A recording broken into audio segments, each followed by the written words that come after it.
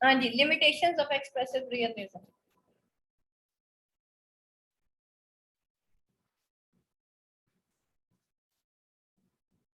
आमना। हाँ जी Sadaf, expressive realism को थोड़ा सा एक्सप्लेन करें बेटा। मैम एक्सप्रेसिव रियलिज्म वो बेस्ड ऑन कॉमन सेंस है, जो कि ऑथर सेंटर्ड है। ठीक है, जो अभी सारे पॉइंट्स बताए थे वो सब उसी में आते हैं।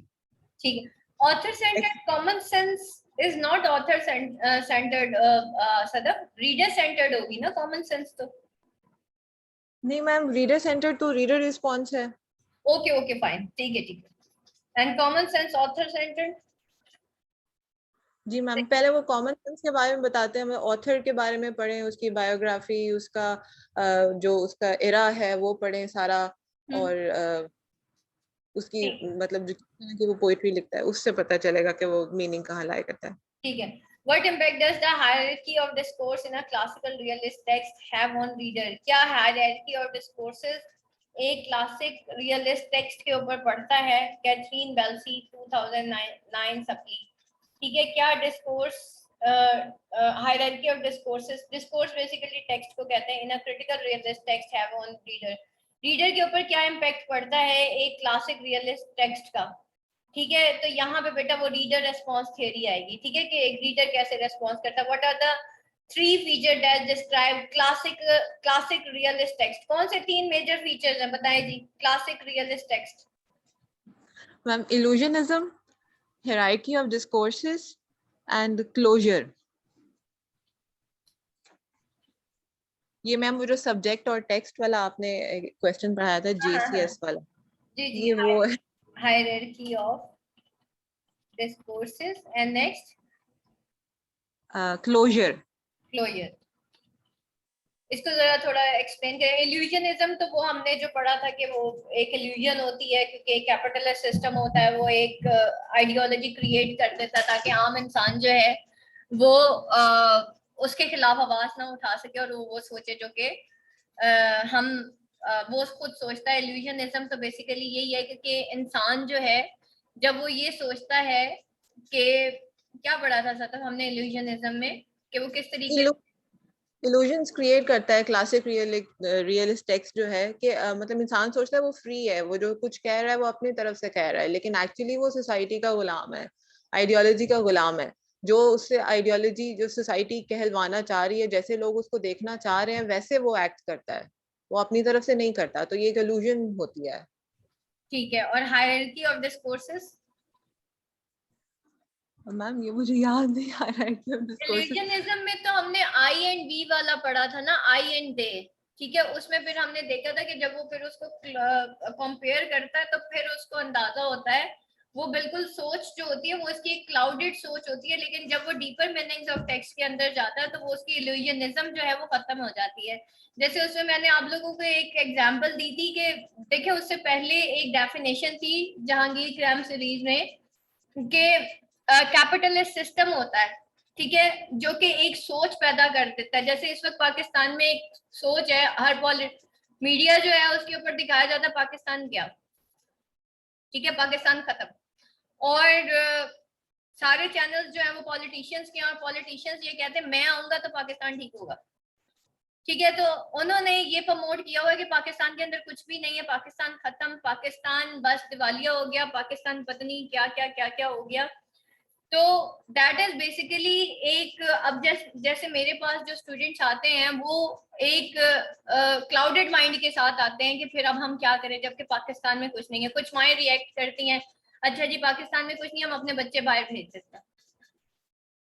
ठीक है, तो एक ये सोच है कि पाकिस्तान में, क्योंकि मीडिया ने उनके दिमाग में एक चीज डाल दी कि पाकिस्तान में कुछ नहीं है, और बाकी बेचारे जो पीछे रह गए वो जो है वो कुछ सियासतदानों को फॉलो करते हैं कि जी यही सियासतदान आएगा तो ही पाकिस्तान ठीक होगा, नहीं तो पाकिस्तान ठीक नहीं होगा।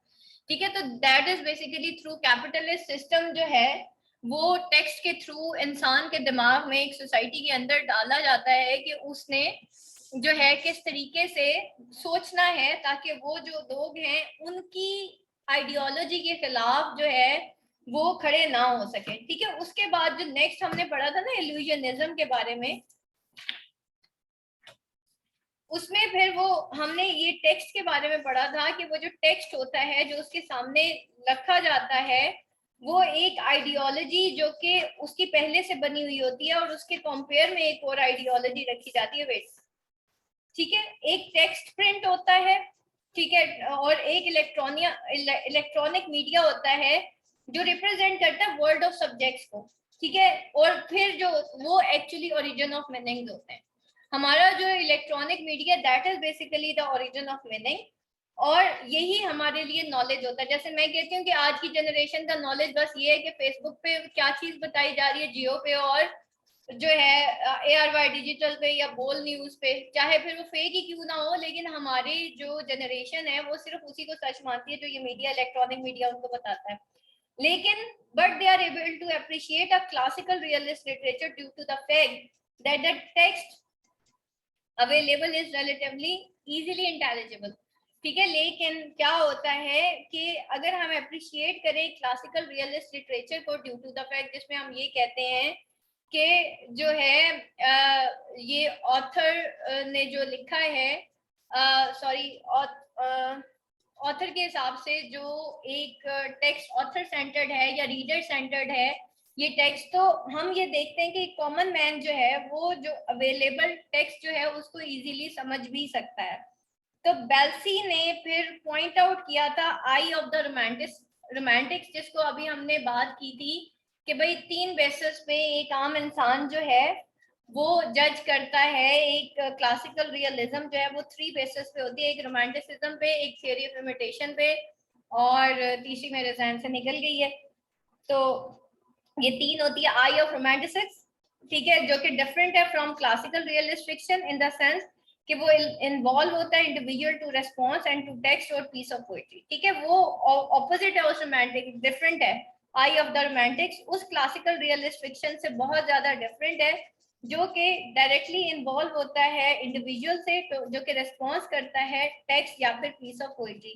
और फिक्शन के अंदर जो है classical realist fiction, whether drama और novel, there is a lack of direct authorial presence, वहां पे हम डायरेक्टली प्रेजेंस, एक ऑथर जो है वो डायरेक्टली प्रेजेंट नहीं होता।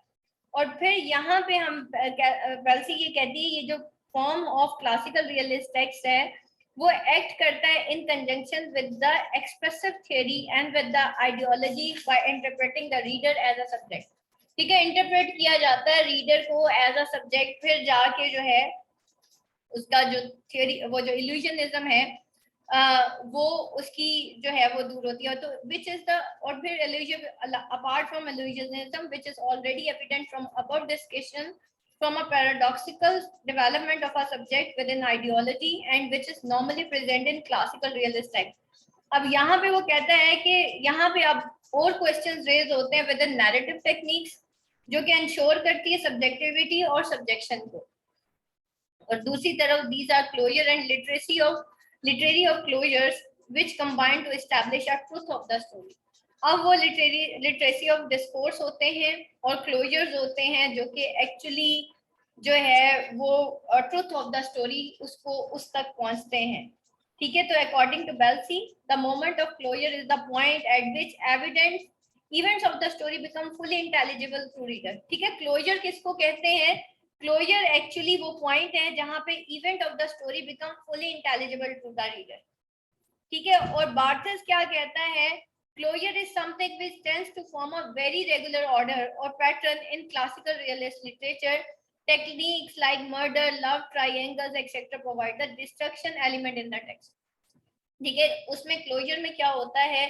पहली बात ये सच सामने आ जाता है, और फोग्स यानी कि इंसान की जो इल्यूजन्स होती हैं उसके जो दिमाग के अंदर जो डिफरेंट एक कंफ्यूजन्स होती हैं वो झटना शुरू हो जाती है। हाँ जी बिल्कुल, ये ह्यूमनिज्म, ठीक है जी, ह्यूमनिज्म, रोमांटिसिज्म, ह्यूमनिज्म एंड जो भी अच्छा जी। उसके बाद जो है वो डिस्कोर्स की जब वो बात करती है कि हायरार्की ऑफ डिस्कोर्सेस, ठीक है, इसकी हम अगर बात करें तो outside the commas is indirect authorial intrusion or the hierarchy of discourse is responsible for the distinction between discourse and history, according to Ben Bennett, because history relates without the intervention of a speaker as there is no you and I involved in it, ठीक है। History में ना you होता है ना आई होता है, history में हमेशा जो है वो एक दौर की बात की जाती है, ठीक है। तो यहाँ पे उसके अंदर रीडर के पास एक अपॉर्चुनिटी होती है कि वो as a first person narrative जो है उसको जो है वो ज्वाइन कर सकता है। और presence of the third person narrative however act as the indirect authorial presence which ensure the continuation and reaffirmation of existing ideology। अच्छा जी, यहाँ पे देखें, यहाँ पे वो कहता है कि presence of third person narrative, ठीक है, एक थर्ड पर्सन नैरेटिव, जैसे आप देखें ना हार्ट ऑफ द डार्कनेस के अंदर वो बार बार स्विच ओवर करता है first person and third person. एक तरफ वो एक हिस्टोरिकल इवेंट के बारे में लिख रहा था, दूसरा वो स्विच ओवर करता आई एंड दे वाल पे, ठीक है। वो क्यों कर रहा होता है, ठीक है, एक्चुअली वो उस आइडियोलॉजी जो कि वहां की एग्जिस्टिंग आइडियोलॉजी होती है उसको इंश्योर करता है, ensure the continuation and reaffirmation of existing ideology, ठीक है। जिस आइडियोलॉजी के अंदर वो चला जाता है वो उस एग्जिस्टिंग आइडियोलॉजी को रीअफर्म कर रहा होता है, इसलिए वो स्विच ओवर करता है आई एंड दे में। तो इसको एक्चुअली हायरार्की ऑफ डिस्कोर्सेस कहते हैं, सही। तो ये बेटा आपका, और क्लोजर बेसिकली यही है कि जी आपका जब आपका इवेंट है उसमें जब आपका ट्रुथ सामने आ गया है किसी इवेंट में, जैसे हार्ट ऑफ डार्कनेस में जो है जोसेफ कॉनराड फाइनली कर्ट्स को जान लेता है, अपने इनर जो उसकी फियर्स हैं उसको जान लेता है, इसको हम क्लोजर कहते हैं। उससे पहले वो एक इल्यूजनिज्म में होता है, ठीक है, एक ऐसी आइडियोलॉजी जो उसके ऊपर मुसल्लत की गई होती है कैपिटलिस्ट सिस्टम के थ्रू, वो उस इल्यूजन में होता है, फिर हायरार्की और डिस्कोर्सेस से वो गुजरता है एंड फाइनली वो क्लोजर तक पहुंचता है जब एवरीथिंग उसके सामने जो है वो मतलब हो जाती है। और उस हायरार्की और डिस्क्लोजर के अंदर जो है वो कभी आई एंड कभी वी के दरमियान जो है वो स्विच ओवर होता रहता है एंड फाइनली वो इवेंट उसके सामने आ जाता है। फिर है what do you understand by a dialectical text, ठीक है। आप एक डायलेक्टिकल टेक्स्ट से क्या अखज़ करते हैं, distinguish between dialectical text and the rhetorical text.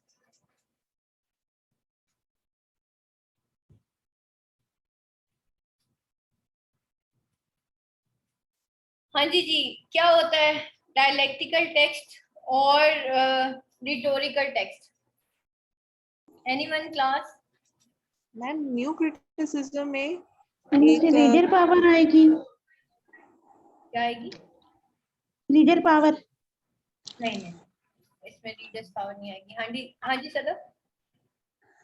Ma'am reader response जो थ्योरी थी उसमें एक क्रिटिक थे स्टैनली फिश, उन्होंने मतलब टेक्स्ट को पढ़ते हुए उसको डिवाइड किया था डायलेक्टिकल और रिटोरिकल में। ठीक है, रिटोरिकल टेक्स्ट वो कहते हैं it is similar to classic realist text, जिसमें ये तीनों चीजें हैं, इल्यूजनिज्म है, हिरार्की है और हिरार्की ऑफ डिस्कोर्सेस और क्लोजर है। ठीक है, इसमें बेसिकली वो होता है कि वो जो कि रीडर होता है वो बड़ा मतलब पैसिव होता है, उसको सोचने में मजबूर नहीं किया जाता। लेकिन जो डायलेक्टिकल टेक्स्ट होता है उसमें को इनवाइट किया जाता है कि वो खुद मीनिंग निकाले। ठीक है, ठीक है, रीडर खुद में नहीं निकाले।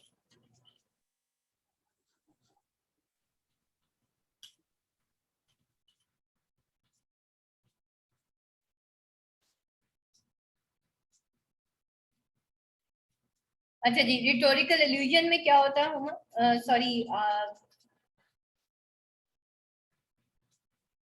सदफ, उसमें हम यही हायरार्की और ये हमने अभी three feature classic realist text पर, rhetorical is similar to classic realist text, जिसमें इल्यूजनिज्म होती है, हिरार्की ऑफ डिस्कोर्सेस होती है और क्लोजर होता है। मतलब एक टेक्स्ट को एक सिंगल इंटरप्रिटेशन पे क्लोज कर दिया जाता है। लेकिन डायलेक्टिकल टेक्स्ट जो होता है इसमें वो जो डिस्कोर्स वो उसकी वो जो हमने बर्टोल्ट ब्रैकेट का वो पढ़ा था गैलीलियो गैलीलाई, ठीक है, इस तरह की एग्जांपल दी हुई है। टेक्स्ट को ओपन रखा जाता है कि रीडर खुद जो है ना वो उसका डिफरेंट इंटरप्रिटेशंस निकाली जाए। कि रीडर को सोचने पर मजबूर किया जाए कि ऐसा भी मतलब क्या और क्या हो सकता था। ठीक है, वो अनफिनिश्ड स्टोरी छोड़ी जाती है ताकि वो रीडर खुद सोचे और उसके अंदर एक जो है जी वो पैदा हो। ठीक हो गया जी। अच्छा जी, how is reader power criticism well suited to the analysis of such text? कैसे रीडर पावर क्रिटिसिज्म जो है वो वेल सूटेड है एनालिसिस ऑफ द टेक्स्ट? हाँ जी जी, इसमें रीडर पावर थ्योरी आएगी। ठीक है, in what ways did new critic change the approach of criticism toward the literary text? हाँ जी जी, रीडर्स थ्योरी बताइए, क्या बताया है कैथरीन बेल्सी ने? रीडर्स थ्योरी में बेटा क्या बताया उसने? मैम इसमें वो कहता है कि आथर जो है ना वो सोर्स नहीं है, मीनिंग एक्सप्रेसिव रीजन का। वो कहता है कि रीडर जो है वो उसको कंसीडर करना चाहिए ओरिजिनेटेड मीनिंग का, क्योंकि जो हम रीडर पे कर रहे होता है ना कि आथर पे कर रहा होता है। इसमें आथर का रोल नहीं होता बल्कि रीडर का रोल होता है शाबाश, ठीक है ओरिजिनेशन ऑफ मीनिंग्स में। ठीक है जी। How does ideology sharp the subject? Ideology कैसे शार्प करती है किसी सब्जेक्ट को? And can the subject find his way out of ideology? क्या आइडियोलॉजी हाँ जी बताइए जी, आइडियोलॉजी कैसे करती है शार्प सब्जेक्ट को? There is through no language. हाँ, there is no criticism without ideology. ये एक बड़ा इंपॉर्टेंट कोड भी आ गई है यहाँ पे, ये इसको नोट डाउन कर लीजिएगा। थ्रू लैंग्वेज, ठीक है, थ्रू टेक्स्ट। हाउ डज बेहतरीन argue thesis in critical practice? हाँ जी जी, आइडियोलॉजी कैसे शार्प करती है सब्जेक्ट को? क्या आइडियोलॉजी इंपॉर्टेंट? वही ideology is basically the theory. ठीक है, और ये वही थ्योरी है जो हमने पहले भी पढ़ी है, और किस तरीके से बेल्सी जो है आर्ग्यू करती है थीसिस को प्रैक्टिकल। ये वही वाली बात आ गई कि क्या थ्योरी जो है वो जरूरी है किसी टेक्स्ट को समझने के लिए, और ये पॉइंट्स हमने पहले डिस्कस कर लिया। दो organiser itself in terms of categories of symbolic order discuss. ये मेरे ख्याल में कोई आता ही सवाल है। Explain the radical position of new criticism in its time and say how it failed to break free from expressive realism. हाँ जी, क्या न्यू क्रिटिसिज्म और एक्सप्रेसिव रियलिज्म, रेडिकल पोजीशन बताइए new criticism in its time, और कैसे ये break free हुई from expressive realism? हाँ जी, न्यू क्रिटिसिज्म और एक्सप्रेसिव रियलिज्म, इसमें बताइए जी, compare and contrast.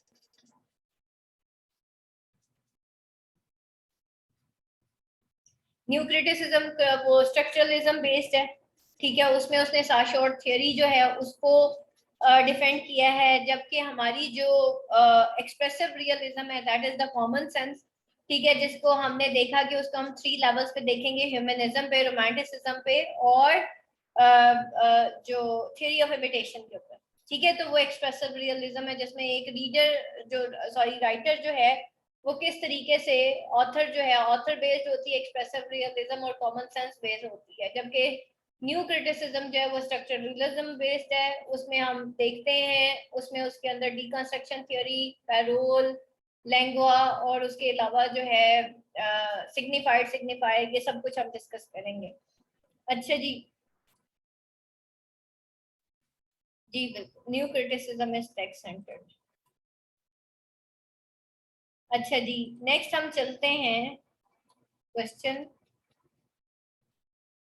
what is mean by the new term criticism? Does Balsi oppose it or support it? Sorry, क्या उसका क्या मतलब है न्यू क्रिटिसिज्म से, और कैसे उसने उसको अपोज किया है या उसको सपोर्ट किया है? हाँ जी बताइए जी, क्यों उसने ये टर्म यूज किया new criticism? Ma'am new criticism तो टेक्स्ट सेंटर्ड थी ना, ठीक है, तो बेल्सी ने उसको सपोर्ट नहीं किया, उसको अपोज किया है। ठीक है, ठीक है जी। अच्छा जी, what does the term split subject imply? How does 20th century critically deal with the phenomena? क्या ये टर्म जो है split subject क्या imply करता है? Anyone class? What does the term split subject imply? How does 20th century critically deal with phenomena? ये जो split subject है ये क्या imply करता है? मैम ये वो लेकिन की थ्योरी आएगी, वो चाइल्डहुड डेवलपमेंट में जब वो 3 स्टेजेस करता है, सेकंड स्टेज में ये स्प्लिट सब्जेक्ट होता है, और स्प्लिट सब्जेक्ट की वजह से ही मतलब इन द लेटर लाइफ इंसान जो है वो आइडियोलॉजी को क्वेश्चन कर सकता है। ठीक है, लेकिन theory of split subject ma'am इसमें आएगी। लेकिन